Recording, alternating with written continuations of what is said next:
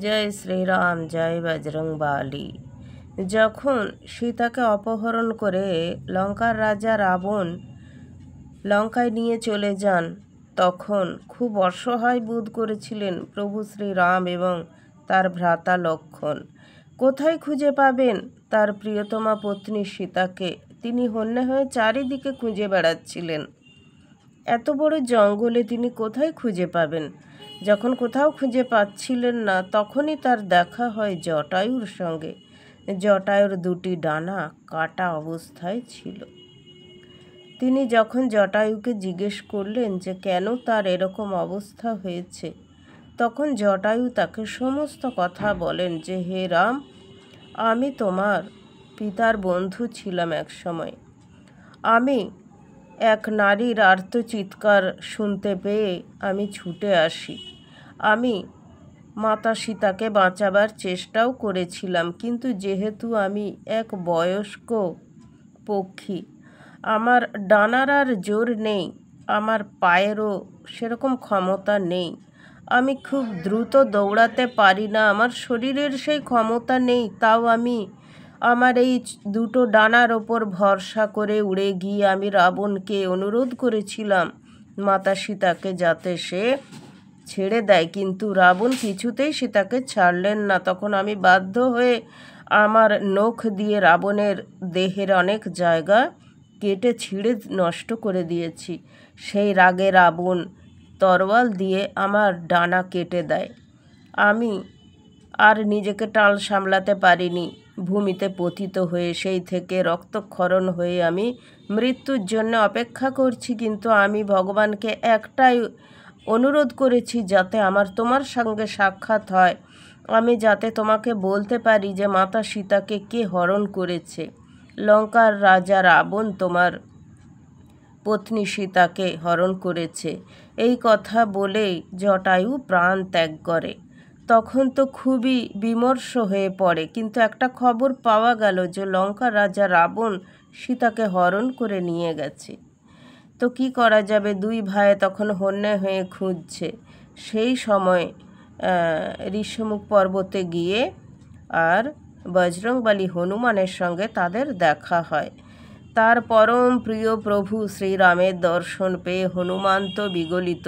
তিনি বারবার অশ্রু মোচন করছেন, প্রভুকে জড়িয়ে ধরছেন, প্রভুর চরণে পতিত হচ্ছেন। তিনি মাতা সীতার খবর পেয়ে খুবই দুঃখিত। যাই হোক, তিনি বললেন যে চলুন প্রভু, আমার এক বন্ধুর কাছে আপনাকে নিয়ে যাব, সে আপনাকে এই ব্যাপারে সাহায্য করতে পারবে। সে কে? না, বানর রাজা বালির ভাই সুগ্রীব। সুগ্রীব কিন্তু মনের দিক থেকে খুব ভালো ছিলেন। সেও বানর, কিন্তু তার মন অনেক ভালো। তার দাদা ছিল বানররাজ বালি। সে অত্যন্ত অত্যাচারী, অত্যন্ত ক্ষমতাশালী। সে তার ভাইকে একদম সহ্যই করতে পারত না। নিজে রাজা হয়ে বসেছিল এবং তার ভাইকে একটা ছোট্ট প্রদেশে ছেড়ে দিয়েছিল। তাকে প্রাণে হত্যা করার অনেকবার চেষ্টা করেছে, কিন্তু বজরংবলী এইসব কথা বলার পর রাম লক্ষ্মণ গিয়ে সুগ্রীবের সাথে দেখা করলেন এবং প্রভু শ্রীরাম তিনি কথা দিলেন যে তিনি সুগ্রীবকে সিংহাসনে, কিষ্কিন্ধার সিংহাসনে বসাবেন। প্রভু যখন এরকম বচন দিয়েছেন, বজরংবলী তো পরম তৃপ্তি পেয়ে গেছেন। প্রভু যখন এই কথা দিয়েছেন, সুগ্রীবের তো ভাগ্য খুলেই গেল। তো যাই হোক, তারপরে বালির সাথে যুদ্ধ হলো। শ্রীরাম বলেছিলেন যে তোমরা দুই ভাই যুদ্ধ করো, আমি ঠিক সময় বুঝে বালিকে হত্যা করব। তারপর ঠিক সময় বুঝে তিনি বালিকে হত্যাও করেছিলেন। একে বলে লুকোবনে বালিবধ। যাই হোক, সেই সম্পর্কে আবার পরে আলোচনা করব। তো বালিকে হত্যা করার পর সুগ্রীবকে কিষ্কিন্ধার সিংহাসনে বসিয়ে দিলেন। এবারে সুগ্রীব তার জীবনের সমস্ত কিছু দিয়ে চেষ্টা করলেন প্রভু শ্রীরামকে সাহায্য করতে। তো লঙ্কার রাজাকে কিভাবে তিনি মানে পরাজিত করে আর মাতা সীতাকে আনতে পারবেন, এই নিয়ে চিন্তা করছেন। কিন্তু লঙ্কা কোথায় সেই সম্বন্ধে তারা কেউ কিছুই জানেন না। তারা তো শুধুমাত্র একটা বানর, তাদের এত ক্ষমতা নেই। তো কিছুদিন পরে তাদের দেখা হলো জটায়ুর দাদা সম্পাতি। তো পক্ষীদের কিন্তু মারাত্মক ক্ষমতা, পক্ষীদের ওই যে চোখের দৃষ্টি বহু দূর পর্যন্ত যায়, অনেক অনেক যোজন পর্যন্ত তাদের দৃষ্টি যায়। তো জটায়ুর দাদা সম্পাতি কিন্তু জানতো না যে তার ভ্রাতা জটায়ু মারা গেছে। যখন বানররাজ সুগ্রীব এবং বজরংবলী গিয়ে তাকে বললেন যে জটায়ু মারা গেছে এবং লঙ্কার রাজা রাবণের অস্ত্রাঘাতে মাতা সীতাকে সেই হরণ করে নিয়ে গেছে, কিন্তু কোথায় নিয়ে গেছে আমরা বুঝতে পারছি না, সেটা কোথায়। তখন সম্পাতি বললেন, ঠিক আছে আমি দেখছি বলে তিনি আগে তার ভ্রাতা মারা গেছেন শুনে তিনি গঙ্গার জলে গিয়ে, সমুদ্রের জলে গিয়ে জলাঞ্জলি দিলেন, অর্থাৎ আমরা যেটা বলি শ্রদ্ধাঞ্জলি।